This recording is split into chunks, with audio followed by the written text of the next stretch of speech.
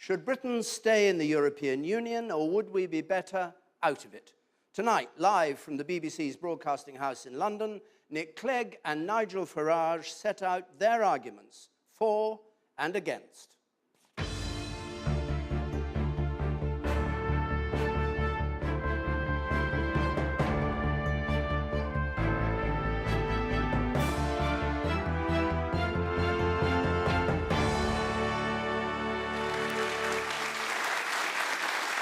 Well, welcome, thank you. Welcome to the BBC's Radio Theatre for tonight's live debate on Britain's membership of the European Union between the Deputy Prime Minister and Leader of the Liberal Democrats, Nick Clegg, and Nigel Farage, Leader of the UK Independence Party. Now, the rules for this debate are fairly simple. Each will make a one-minute opening statement, and they have 1 minute to start off the debate on every topic we cover. And at the end of the hour, another minute each to summarise their position. Questions are going to come from our audience here, who've been chosen to represent both sides of the case, and undecideds as well, or from emails. And neither side, of course, has seen the questions in advance. Now, if you want to join the debate, use the hashtag #EuropeDebate, that's one word, or go to the BBC's webpage, where you can also find scrutiny of the arguments being put forward. bbc.co.uk/politics is the site. Nigel Farage and Nick Clegg drew straws to decide who should start, and Nigel Farage drew the short or the long straw, depending on his view. I don't know which, but anyway, he's going to start. Mr. Farage. Thank you. It's 40 years since the BBC debated this great question. The one thing that has remained the same, of course, is David Dimbleby. Well, almost. But apart from that, everything's changed, because in those days we were asked to stay part of a common market. It was all about trade, if you remember. Well, it wasn't true. And we find ourselves today part of a political union. We find most of our laws being made somewhere else. We find it's all rather expensive. And we have open-door immigration. Indeed, if you put to a referendum today, would we join that union? Overwhelmingly, we would say no.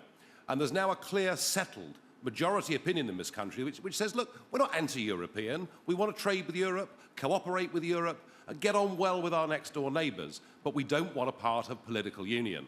There's an obstacle, though, and the obstacle is here tonight in the form of Nick Clegg. It's the career political class and their friends in big business. They want us to keep this status quo, and I want Britain to get up off its knees. Let's govern ourselves again, stand tall, and trade with the world.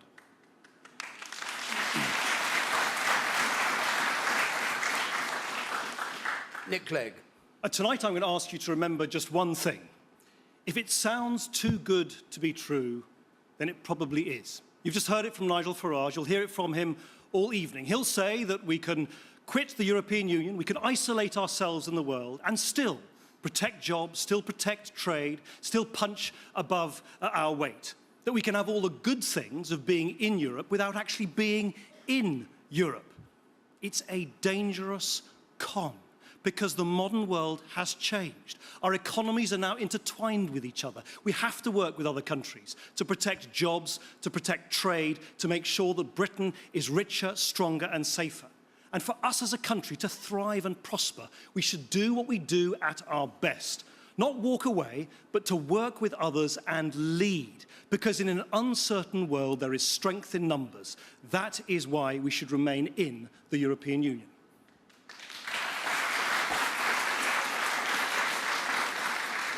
Right, let's go to our first question, which comes from Hannah Lippett. For many, staying or leaving the EU is a question of personal principle. What principles do you both base your viewpoints on? What principles do you base your viewpoints on, Nick Clegg? What's best for Britain, quite simply. And I just think in this modern world, where there are so many things that we can't do on our own. You can't deal with climate change on your own. You can't go after criminals who cross borders on your own. You can't deal with terrorism on your own. We have to compete to make sure that people invest in our country to create jobs.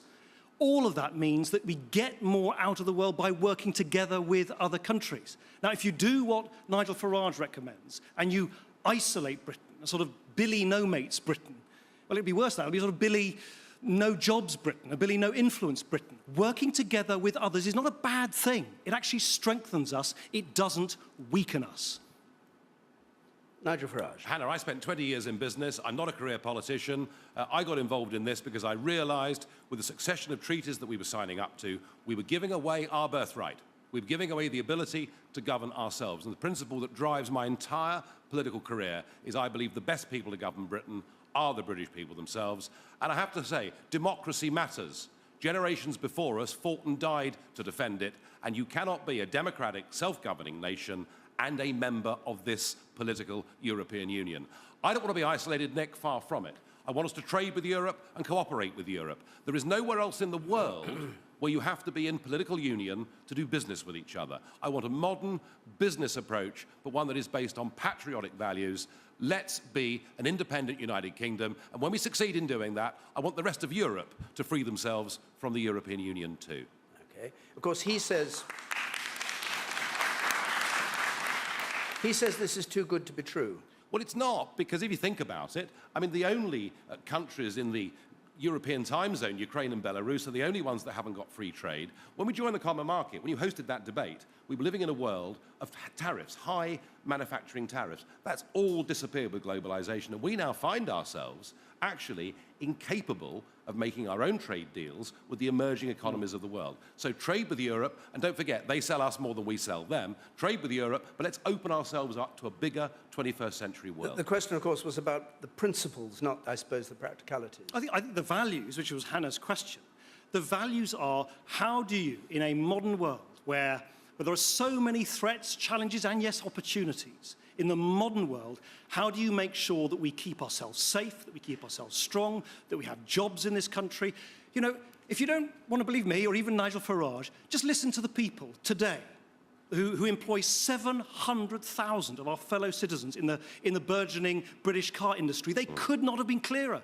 92% of them said it would be crazy to leave the European Union. Because we, by the way, these are the car manufacturers. Nigel Farage last week said produce poor cars. They produce brilliant cars and they export them to the rest of the European Union. And they said, don't pull out the rug from under our industry. It means that more people will be unemployed. I'm simply not prepared to see joblessness go up. So if you really want perhaps the most important value of all, it's keeping people in work, giving people pay packets, hard cash in their pockets so they can look after themselves and their own families. Nick, that report, that KPMG report, what you should have done is to read the small print. I know you're keen on things like that from last week.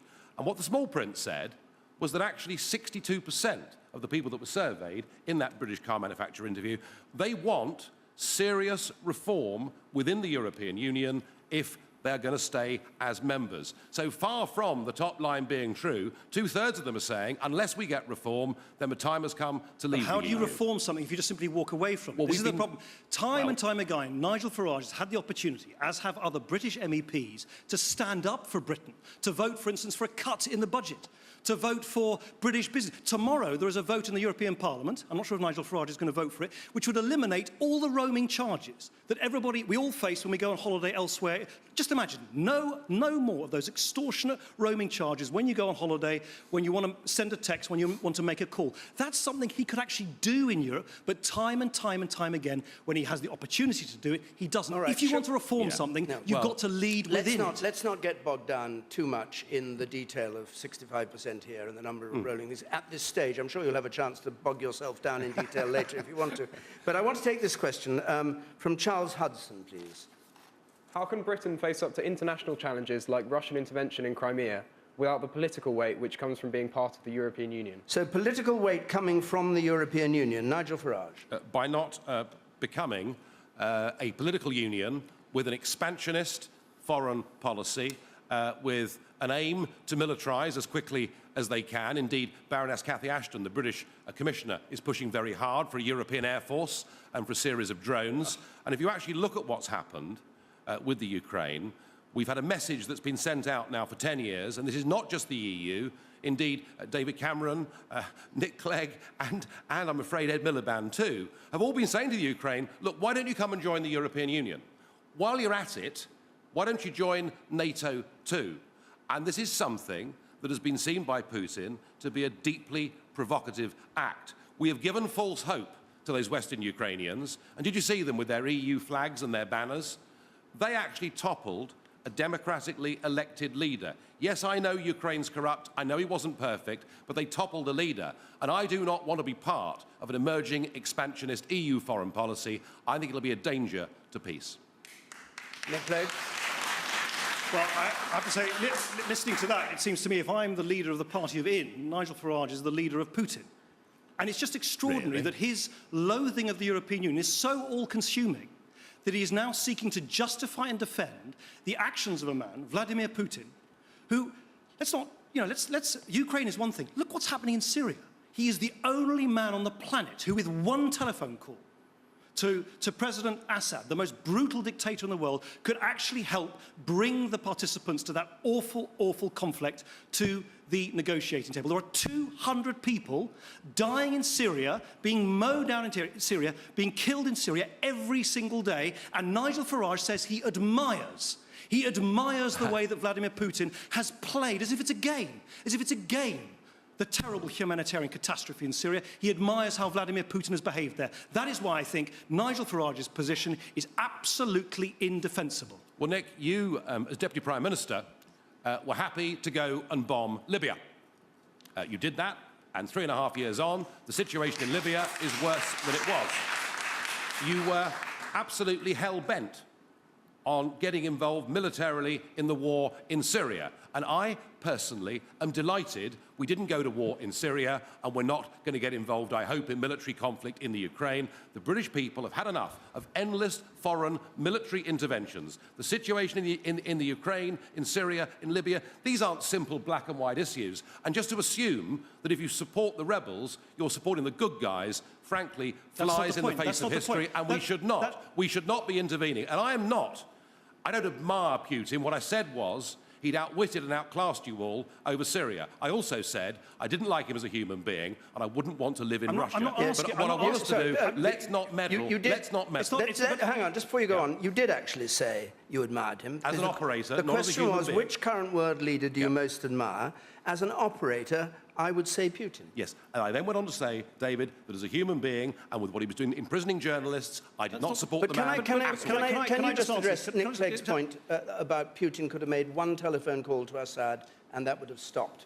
Well, I think if Putin had not pointed out that the use of sarin gas had not necessarily come from the Assad regime, if he hadn't done that, I suspect the backbench rebels would not have defeated Nigel you, Farage, Nick, in stopping us from going... So you wanted us to go to war again. I'm pleased that your backbenchers voted against you, and Putin, I don't like the man, but Nick he contributed to that debate. Nick Clegg, your turn. Listen, President Assad denied that chemical weapons existed. It now transpires that he had the largest stockpile of these abominable weapons anywhere on the planet. Now, let's be quite clear what Nigel Farage said. He said about Putin, the way he played the whole Syria thing, brilliant, as if it's a game. This isn't some sort of pub bar sort of discussion. This is a serious issue about how we stop the slaughter, the displacement of millions of people, women and children being sexually abused, terrible violence on an unimaginable scale, and all that Nigel Farage can say, all he can say is, he's played it brilliantly. This is an issue where, quite rightly, we in Britain, because we see this devastating humanitarian crisis on our television screens, we want to work with others to do something about it. Nigel Farage doesn't want to work with the Americans, he doesn't want to work with the rest of Europe, he only wants to side with Vladimir Putin, who's the only man, as I say, with one telephone call, who could bring this bloody conflict to an end. So, Nick Clegg, sorry, Nick Clegg, can you come back to the question that Charles Hudson asked then? In what sense do we have political weight from being part of the European Union? And to what success in the Ukraine or Syria do you point that justifies it? Look, we are part, in the European Union, Charles asked the question, of what is the world's largest economy, right? 500 million people, shoppers, who can buy our goods, who can buy our services. But they don't only buy our goods and services, and contrary to what you just heard from Nigel Farage, we export 50% of the things we produce to the European Union. They only export 8% to us. But crucially, they also buy and sell as an economic superpower in this part of the world from Ukraine, from Russia, from the Middle East, from other parts of many countries in our neck of the woods. So we have huge economic clout, which of course Vladimir Putin, which of course people in the Middle East will listen to. We don't have that if we were simply to isolate ourselves and cut ourselves off from our own European neighbours. Look, I think you misunderstand. The whole point of this debate is 40 years on. 40 years ago, it was a common market. Now it's a European Union that wants an air force, an army, a navy, and wants to militarily intervene. Indeed, one of your own senior MEPs wanted missile strikes to be launched against Syria until, you were beaten in the House of Commons. This country, Nick, has had enough of getting involved in endless foreign wars. But these are dangerous. Whether it's you doing it or anybody else doing it, and there is no evidence, hang on, there is no evidence that our military intervention in these countries is making life better. As I say, with you as Deputy Prime Minister, that's not the question. With you as Deputy Prime Minister, we bombed Libya, and it's worse now than it was then. And the answer to Charles's question is, I don't want to be part of a European foreign policy. The problem...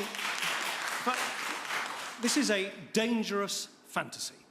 The idea that there's going to be a European Air Force, a European army, it is simply not true. The problem with people like Nigel Farage is they swing at windmills. They see conspiracies everywhere. I wouldn't be surprised if Nigel Farage soon tells us that the moon landing was a fake, that Barack Obama isn't American, that Elvis isn't dead. It is not going to happen. Why do you deny your union? He claimed last week that 485 million people were going to vacate the whole of the rest of the European continent and turn up in Britain, leaving no human habitation left in the rest of Europe. It's as silly as me saying that 5 million people living in Scotland might all move to Orpington next Tuesday. Right, it isn't going to happen. Nigel Farage. Nick, when are you going to start confronting a few simple truths and stop twisting the facts the way you did last week and you're doing this week? You're doing it again. You're saying that I said 485 million people would come to Britain. I didn't. I said they were able to.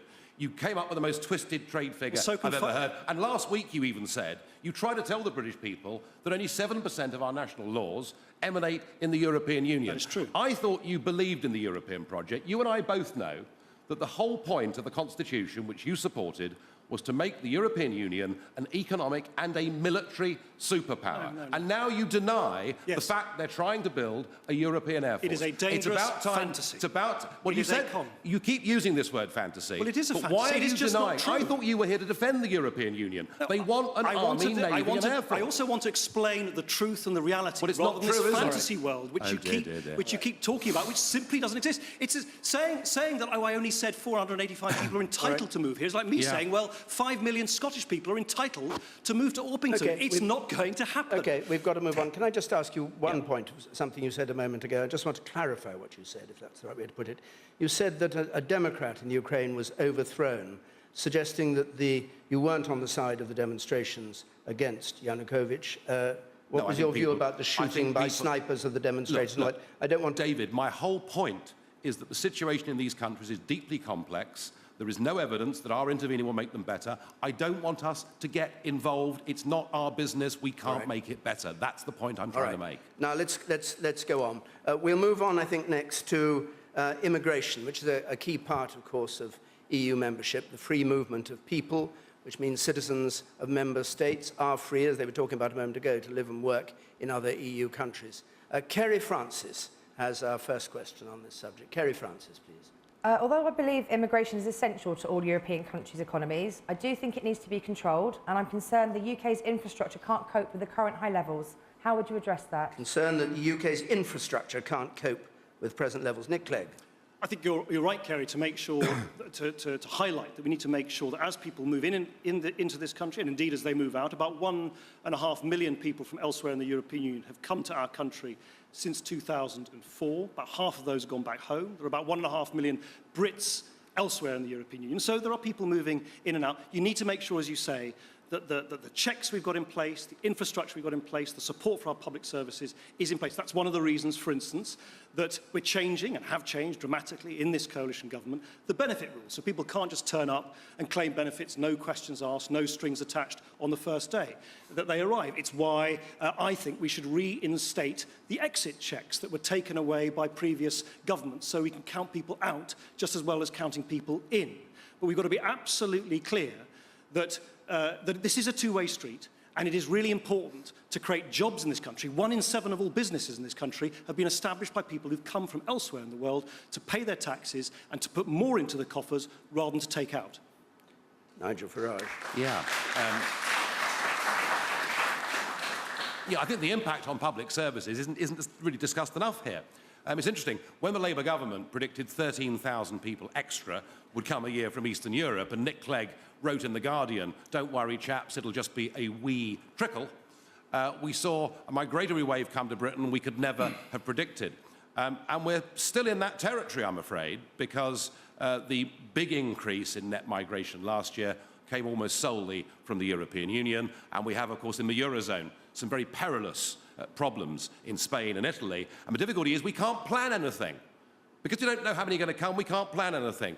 We have a chronic problem in schools, with the National Audit Office saying we need to make 250,000 new primary school places immediately, and housing, goodness me, we need to build a house every 7 minutes just to cope with immigration into this country. So whichever way you look at it, we have got huge problems with a population over which we have no control at all.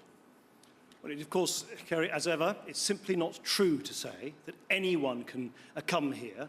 People can only come here from the European Union and stay here if they want to support themselves, if they want to work, if they are students. And I would just simply say that we need to have a level-headed debate. It's a really difficult debate. A lot of people are very anxious about immigration. But let me just show. Last week, I told you about the way that the UKIP had said that 29 million Bulgarians and Romanians might come to this country when there aren't even 29 million Bulgarians and Romanians in those two countries.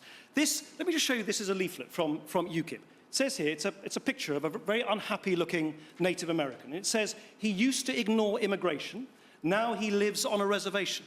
The suggestion being that if we ignore immigration, the British people will be cooped up on a reservation. Nigel Farage, we are not... By staying in the European Union, we are not going to be cooped up on a Native American reservation. What are you going to say next? That you're crazy horse or sitting bull? We've got to have a level-headed debate about these things. I don't know that leaflet, Nick, but well, it's do you your want to leaflet. comment briefly on It's that? your No. leaflet. Hang on. Do you want to comment briefly on that? yeah, I don't recognise that leaflet, but I will It's a say this UKIP to you leaflet, look. to try. Well, all sorts of things get put out. I don't recognise that leaflet, and I certainly wouldn't endorse its sentiments. But I would say this: that it's actually bad news for ordinary British workers and families that we've had over the course of the last decade because of an excess in the labour market. I'm not talking about benefits, the labour market. We've had wage compression where wages have gone down by 14% in real terms since 2007. We've had a doubling of youth unemployment. It's good for the rich because it's cheaper nannies and cheaper chauffeurs and cheaper gardeners. But it's bad news for ordinary Britons.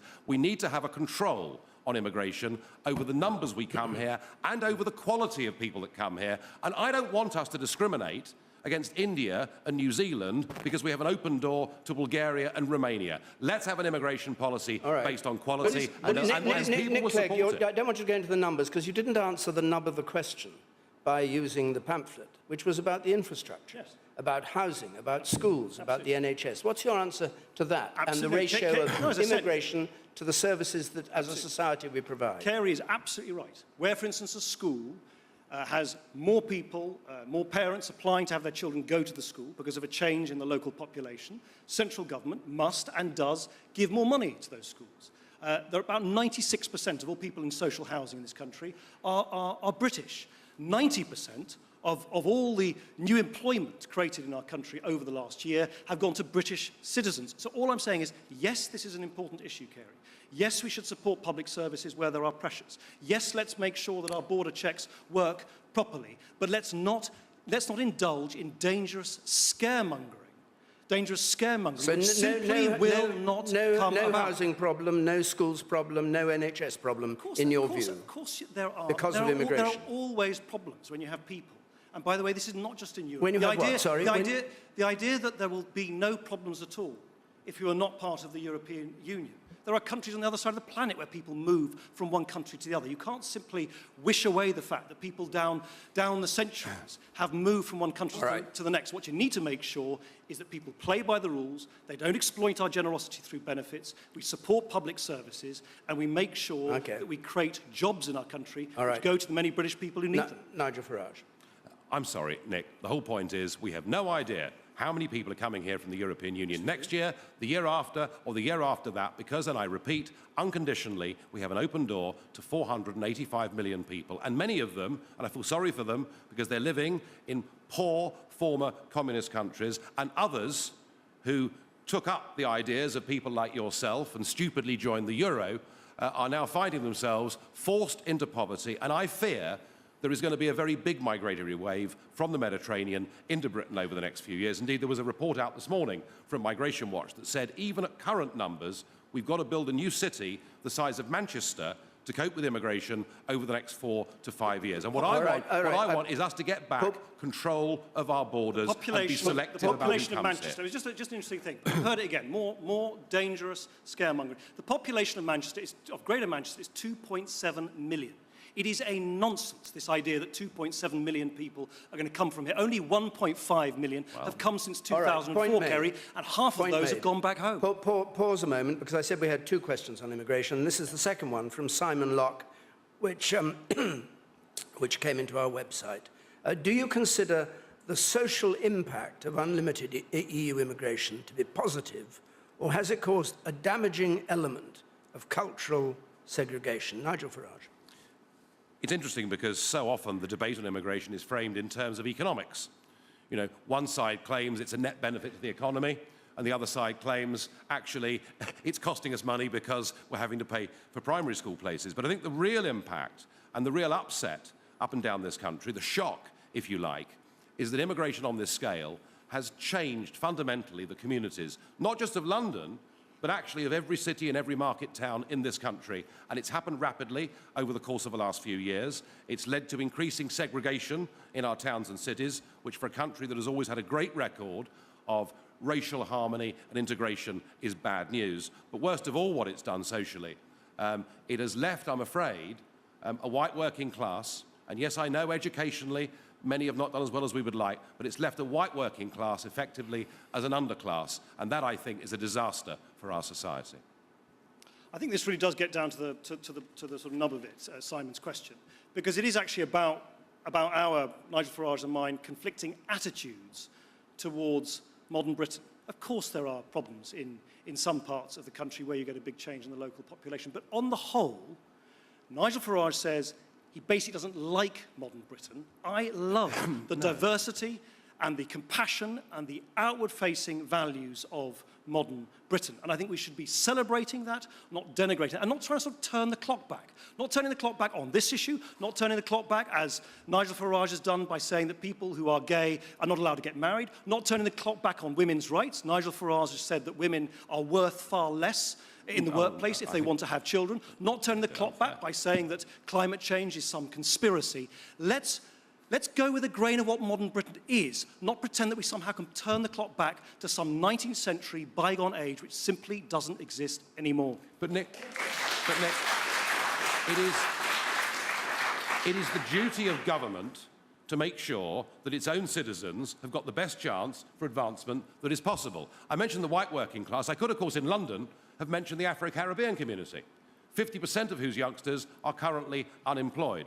I mean, I can understand why big business supports you, because what you've done is given us a cheap labour economy. Small businesses. Now, that's been very good for big business, been very good for rich people to take on servants, but it has not been good for the people at the bottom of society. And we need to find a way to give people at the bottom of society and to give our young people jobs. And we will not do that with an open-door immigration policy to southern and eastern Europe. It's all very well. And that is about putting Britain and British people first. No, it's all very well.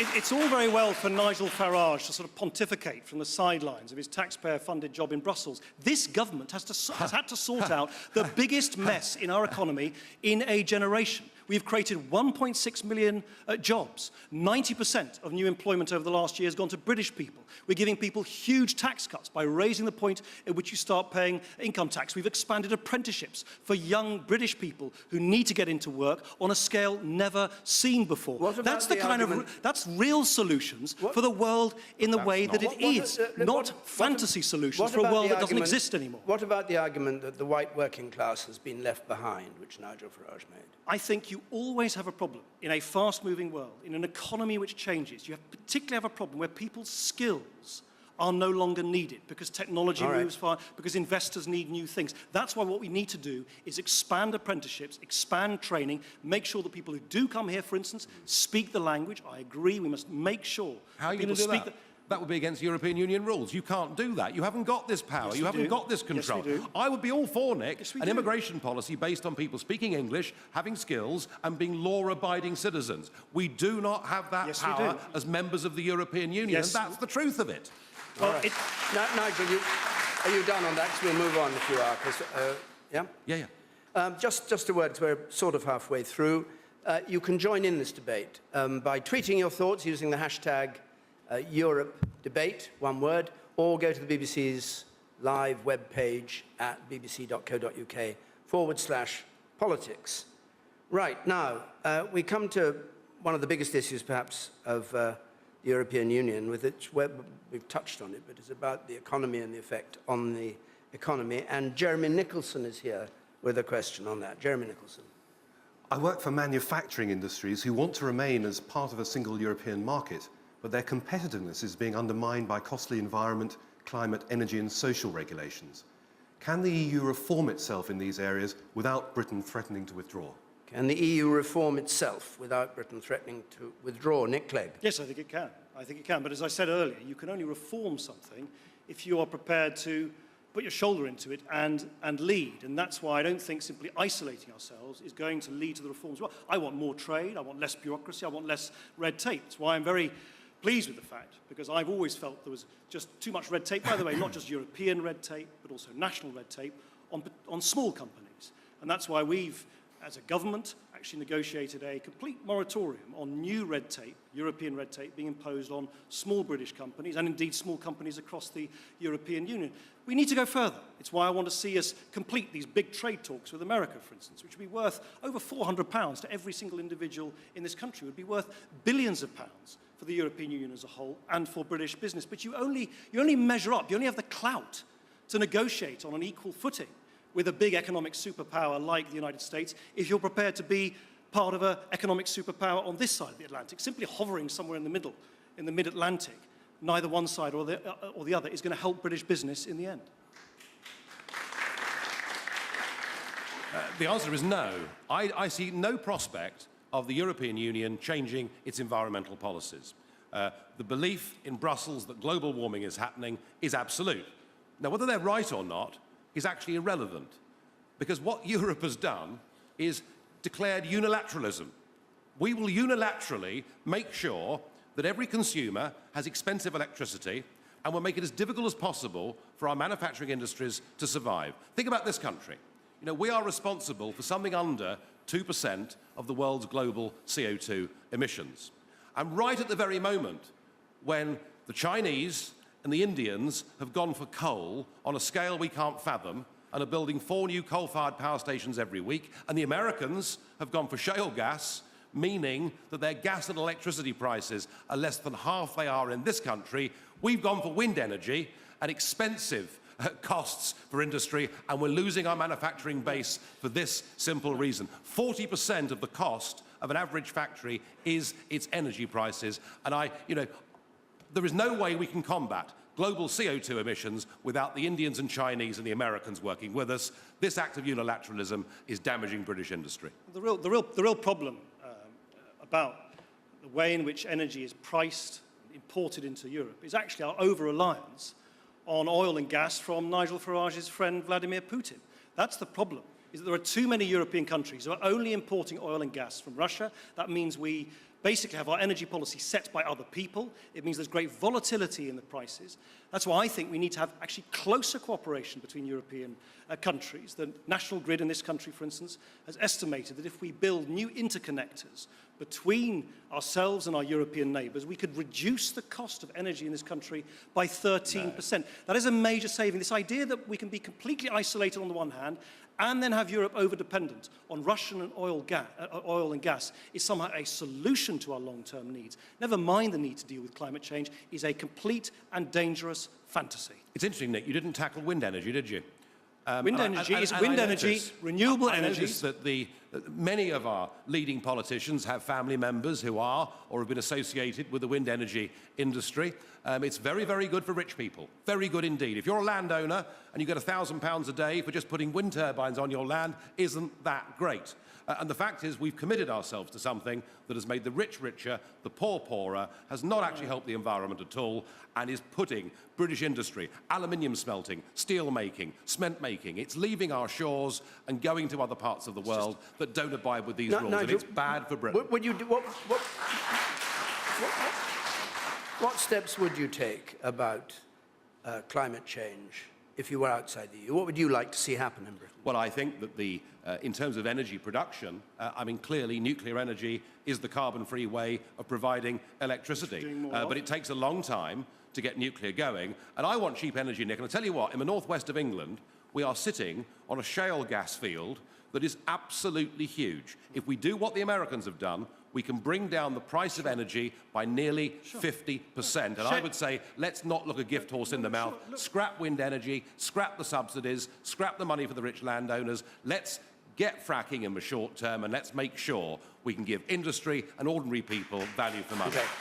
Nick, I'm going to move on because I'm trying to keep an even balance between the two of you, and you slightly have the edge in, I was going to say verbosity, I don't mean that. I mean, you've spoken a bit more than Mr. Farage has so far. So let's go to this question from Natalie Towers, please.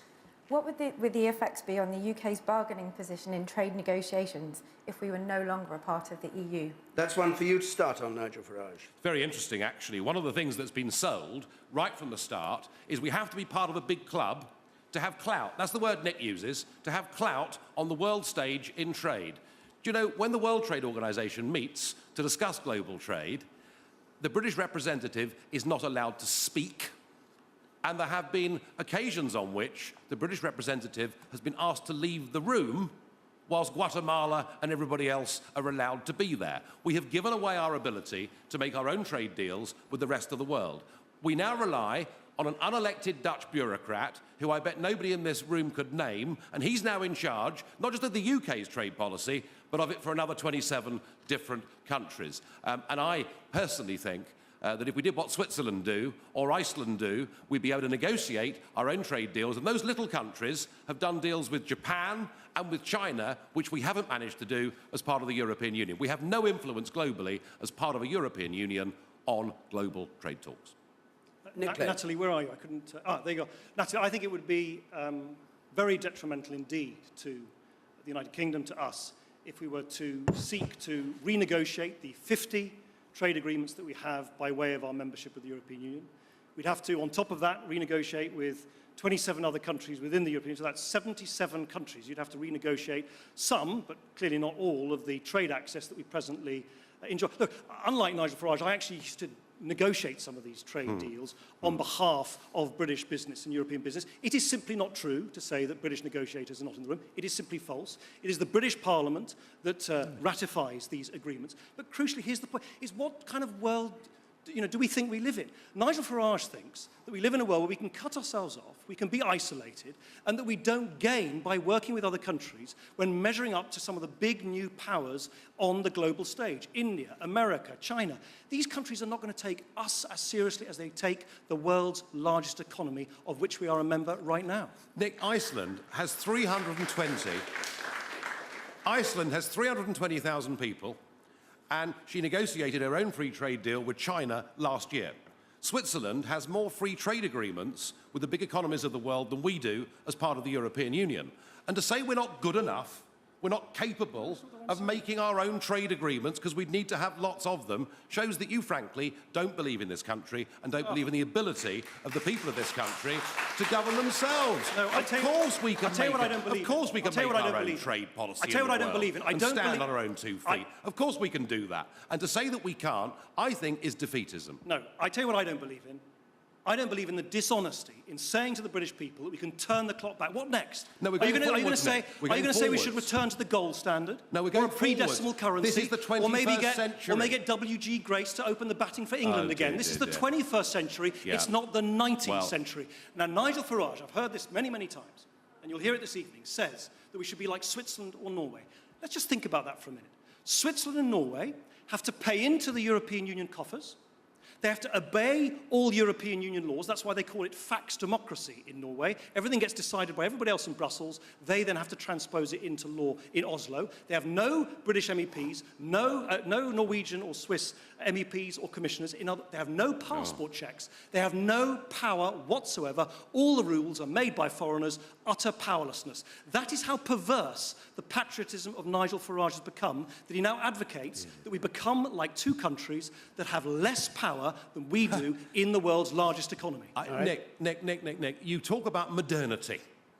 You are advocating the continued membership of a customs union. It is the only customs union of any size that exists in the whole world. It is a 19th century concept based on building a club and protecting yourself against the rest of the world. It is not fit for purpose in the 21st century, and that's why people with real experience of economics and from a standpoint of total independence like Nigel Lawson say we now need to get rid of this outdated model and move into the modern world. The European model is outdated, crumbling and failing. We deserve something much, much better than that. What do you make of the argument? What do you make of the argument that Nick put, that these countries that have these relationships appear to be outside the EU but have a trading relationship, in effect have to do what they're told by the EU without having any voice at all within the EU? Well, Mexico has a trade deal with the European Union, and if Mexico sells You weren't citing Mexico, you were citing Iceland and Switzerland. Well, in fact, it wasn't that he was citing Norway and Switzerland. Both Norway and Switzerland sell about 75% of their overseas goods to European Union countries.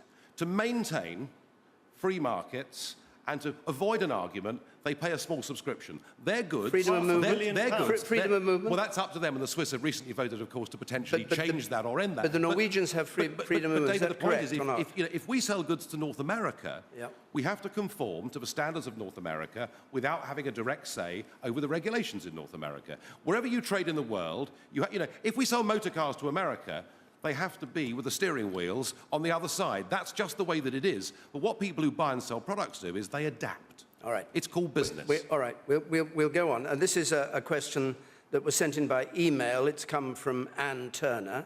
This is the question. What's the point of having a general election when whoever we vote for cannot do what they promise, even if they want to, while we're dictated to by unelected bureaucrats in Europe?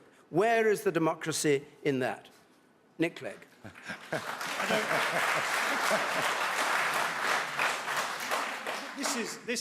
Anne, quite rightly, sort of lifts the lid on a really important issue. Nigel Farage says we must take power back. I say, by being isolated, by cutting ourselves off, by making us less powerful, we will have less influence over the world in which we inhabit. The reality is, we can't change it, that we live in a world in which climate change crosses borders, which criminals cross borders, in which terrorism crosses borders, in which there are challenges and opportunities which we deal with better together than if we are apart. It's actually, fun enough, if in a slightly different context, an argument we're now having about whether Scotland should remain part of the family of nations in the United Kingdom. I believe that it would be better for Scotland to be part of the family of nations of the United Kingdom, not because it will rob Scotland of the identity of Scottish nationhood, but because there's so much we can do together that we can't do Okay, we apart. mustn't turn exactly the same lesson applies. I don't want to turn this into into a debate on the Scottish referendum. Let's leave that to one side. Nick Farage. No, it's Nigel, honestly. Nigel, sorry. I know you're trying not to agree with either Nick, but... I tried to disagree with both of you. Anne, great question. You know, Canada lives next door to America, Japan lives next door to China. They do massive amounts of business with each other, but they have their own democracies and their own rights of self-government. General elections have been rendered, frankly, fairly impotent affairs because we've given away the control of most of our country. I was astonished last week in the first of these debates when Nick Clegg claimed that only 7% of our laws are made in Brussels. He said it was there in the House of Commons library note and therefore was unequivocal. Well, I've got the note with me, Nick, and on page 1 it says the British government estimates that around 50% of UK legislation comes from Brussels. There are other estimates. There are other estimates coming direct from the European Commission that over 70% of our laws are made in Brussels. And in Germany, they reckon 84% of their national laws are made somewhere else. It's time we said, let's run our own democracies in France, Britain and Germany, work and trade together in a European club, but not in a political union. Bring back democracy. Are you, when you say 70% or whatever, you're talking about regulations or laws? You're talking about major things or the detail? What's interesting? Maybe I can help. Yeah. What is interesting is the House of Commons library is very clear. doesn't include EU regulations. That's the point. Okay. It actually says three things, rather. Firstly, 7%, and not 75%, which was the figure cooked up fictitiously by Nigel Farage last week. 7% of primary legislation is derived from the European Union. 14% are what they call statutory instruments. Those are also laws, but they're done through secondary legislation. And then they say it's difficult to estimate exactly how many non-legislative regulations are produced. But then no one says that this fictional figure of 75% has any bearing in reality at all. So all I would say is let's have this debate not based on scaremongering, not on some sort of dangerous fantasy or con, but actually on some of the realities that we have to face as a modern country. So are there no unelected bureaucrats in Europe? There are. Is there a democratic deficit? The total size of the European bureaucracy, this monstrous superstate that Nigel Farage talks about, is about exactly the same size as the number of people employed by Derbyshire County Council, some superstate. But surely it's what they do that matters, not the numbers. They're not. No, but look, I've heard all evening. We've all heard all evening. We've heard all evening. Apparently, the European Union's going to have its own army. It's going to have its own air force. It's this huge superstate that is trampling on our liberties. In fact, the reality is 7% of our primary law derives from the European Union. The reality is the bureaucracy is no bigger than the people employed by Derbyshire County Council. I'm sorry. I said yes to these debates. I thought you would honestly make the pro-EU case. By saying 7% of our laws are made in Brussels, you are willfully lying to the British people about the extent to which we have given away control of our country and our democracy. And I'm really shocked and surprised that you would try and do that. Well, I don't think in a debate like this, Nigel Farage, you should start making things up to make a point. Well, you've done rather well at it so far, Nick, haven't you? So there we are. As I say, the House of Commons Library says 7% of our primary there it is. laws are made. All right, let's not go into this. I mean, all right, you have different interpretations. What are we gonna do? I'm sure our fact finders at the BBC website will be able to say whose side they're on this. We go on to another question, though. This from Sheila Campbell, please. Sheila Campbell. If the British public are deemed intelligent enough to vote for their own MPs, then surely they are intelligent enough to decide whether to be part of the EU or not. The last referendum was 40 years ago and was on the question of trade, not on the federalisation of Europe. Nigel Farage. I couldn't agree more. Do you know what really matters about this debate? And it's great that we're actually at last, after 40 years, debating the issue. But what really matters at the end of the day isn't what I think, or what Nick thinks, what the chairman thinks, or you think. It's what the British public think, and they should be given a free and fair referendum and the opportunity to express that. But the problem is that, you know, the elite club of career politicians and big businesses don't want you to have a say. You know why? Because they think you might give the wrong answer. They think you might say, no, we'd rather govern our own country. And the sheer duplicity and deception of the political class on this issue really is a wonder to behold. You know, Nick, you yourself have done it. You know, it's time for a real referendum. That was you back in 2008. And when you were challenged on it last week, you said, read the small print. Well, I have read the small print. And it's totally and absolutely clear that a referendum is vital. And there's no get-out clause at all. And Nick's turned his back on it. David Cameron gave us a cast-iron guarantee of a referendum on the Lisbon Treaty if he became Prime Minister. He turned his back on it too. And Miliband, well, I've no idea, frankly, where he stands. It's about time we had our say. It really is.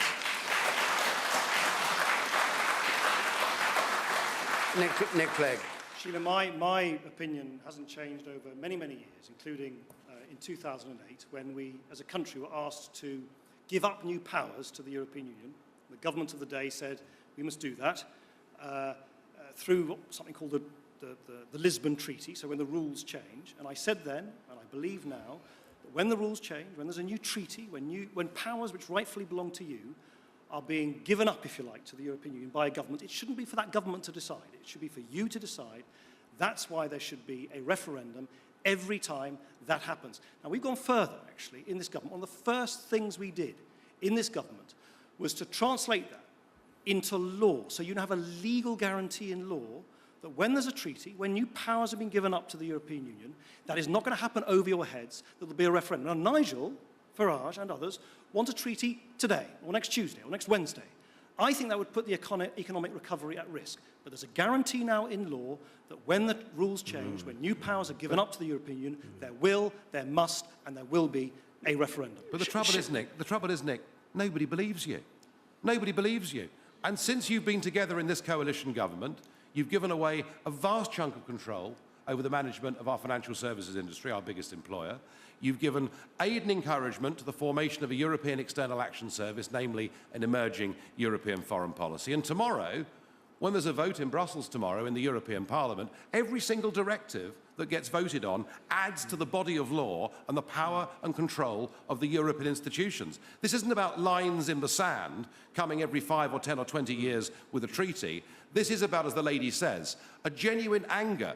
An anger amongst the over 57s, many of whom voted for, I'm not suggesting you are for a moment, by the way, but you know, anger that they voted as my mum and dad did for a common market but turned out to be something different. And the majority of us, you know, and I'm 50 tomorrow, so I'm hardly young, who've never even had the chance to express an opinion, and we want to do it now. Nick Clegg, can I ask you something coming out of what you said? And the questioner, Sheila Campbell, said, we last had a referendum 40 years ago. You've described everything that's happened since, the Lisbon Treaty and all those things. Why can't there be a referendum on all the things that have happened? Why wait for even more change before you agree to a referendum? Why not have one now? I accept Sheila is not going to be satisfied with my response if Sheila wants a referendum now, immediately. By the way, people who don't believe there should be a referendum at all are not going to be satisfied with my response either.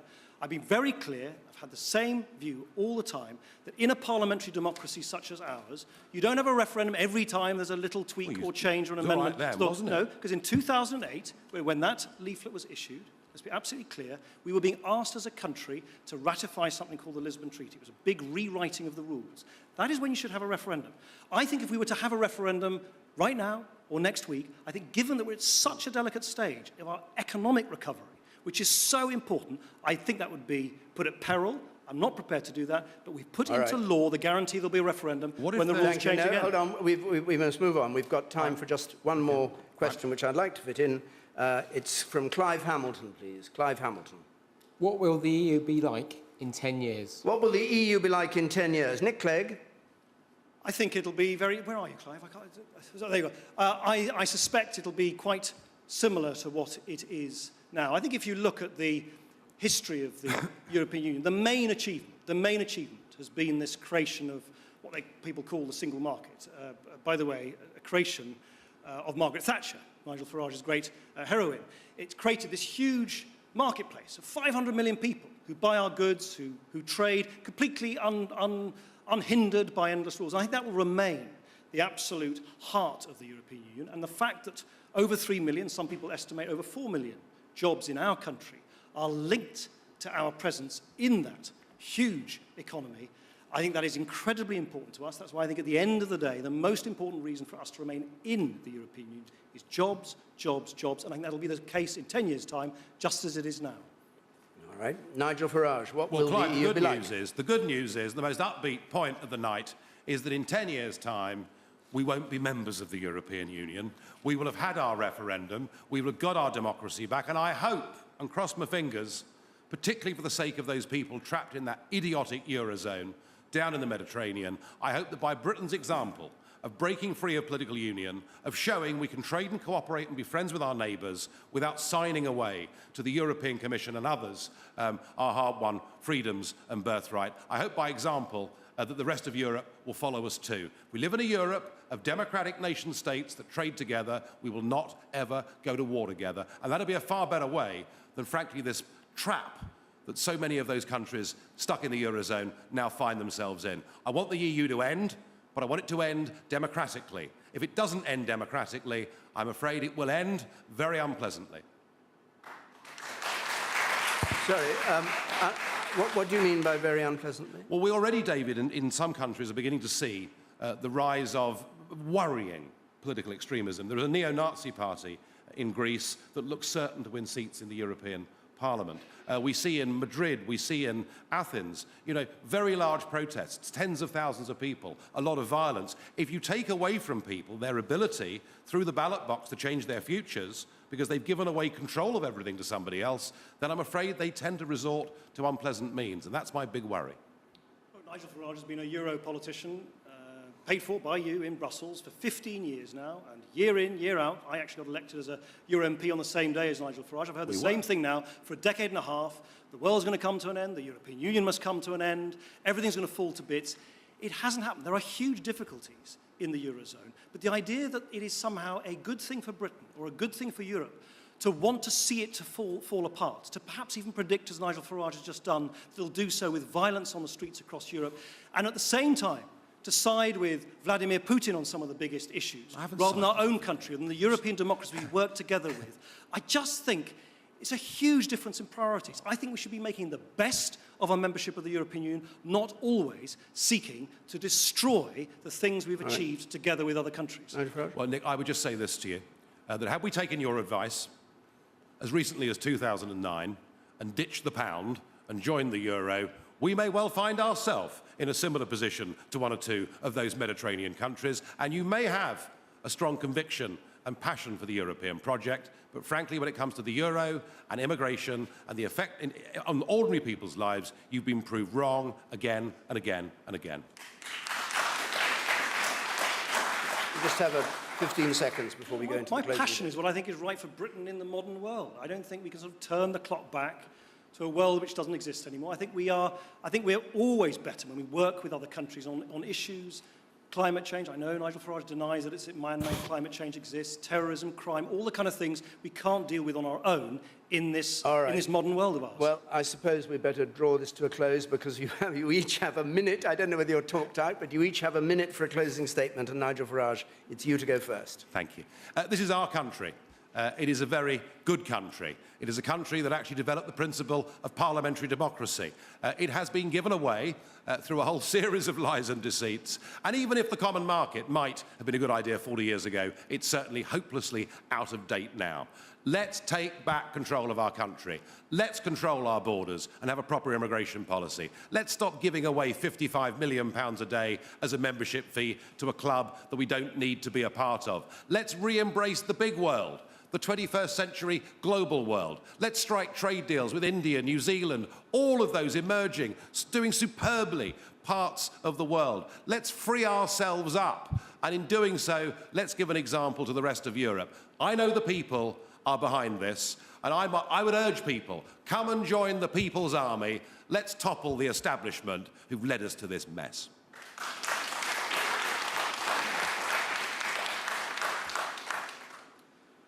So it's time for you to choose. There are people like Nigel Farage who shun the modern world, want to turn the clock back to a world where it was all so much more simple. I don't know, Britain had the empire, women knew their place and stayed at home, people who were gay were not allowed to get married, where we didn't have to deal with complicated things like climate change.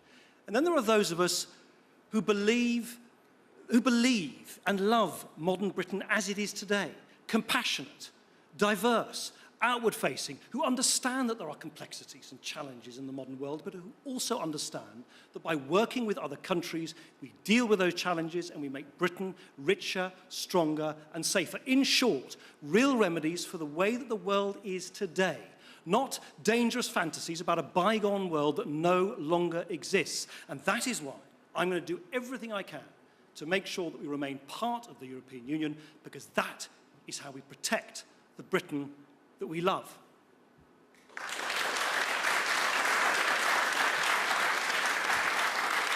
So that's our hour of debate over Britain and the EU come to a close.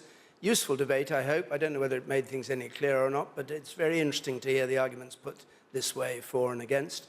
For reaction and analysis, by the way, to what you've been hearing over the past hour, you can tune into the BBC's news channel. But for me, it's my thanks, and I'll get their Christian names right this time, to Nick Clegg and to Nigel Farage, and to the audience for coming here to the BBC's Radio Theatre, and of course to you who've watched it at home. I hope you found it stimulating, enjoyable, and certainly controversial. Good night.